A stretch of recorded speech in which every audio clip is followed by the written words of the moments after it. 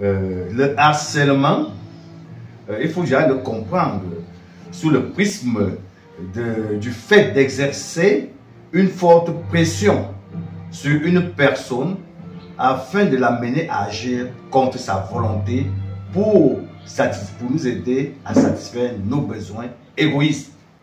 On peut le pousser à la dépression.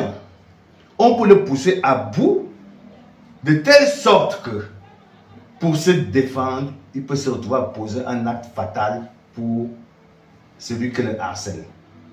Est-ce qu'on est obligé de suivre le harceleur? Est-ce qu'on est obligé d'aimer?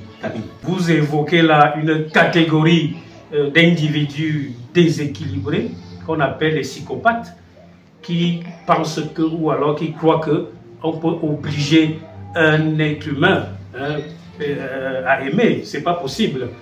Il y a également certains parents qui, on ne sait sur quelle base, prennent sur eux de vouloir forcer leur progéniture à épouser X ou à épouser Y, ou alors à entretenir des relations sexuelles avec telle personne, parce qu'ils ont leurs intérêts égoïstes.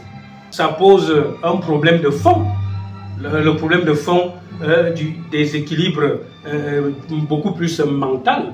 Il faut dire que le harceleur prive, n'est-ce pas, la personne de sa liberté, quand on sait que la liberté c'est un don naturel quand même. Bien évidemment, puisque c'est un déséquilibré, il veut prendre un individu en camisole de force, donc il veut s'emparer de lui, parce qu'il veut faire de l'individu sa chose.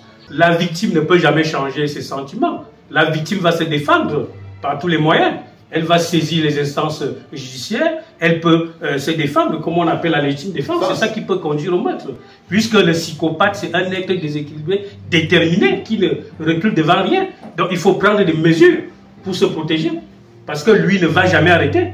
Il va aller jusqu'au bout, il a une proie et il doit atteindre sa proie. La violence conjugale, qui est un phénomène récurrent dans nos foyers, pouvait aussi aboutir au meurtre.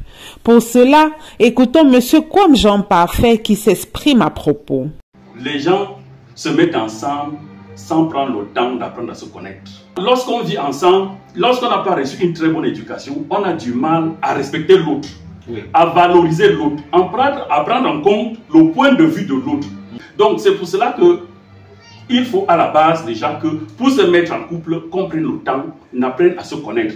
De deux, qu'on cultive le respect mutuel, le dialogue, l'échange, parce que il faut toujours prendre en compte le point de vue de l'autre. Il faut que l'autre se sente aimé, valorisé, respecté, considéré.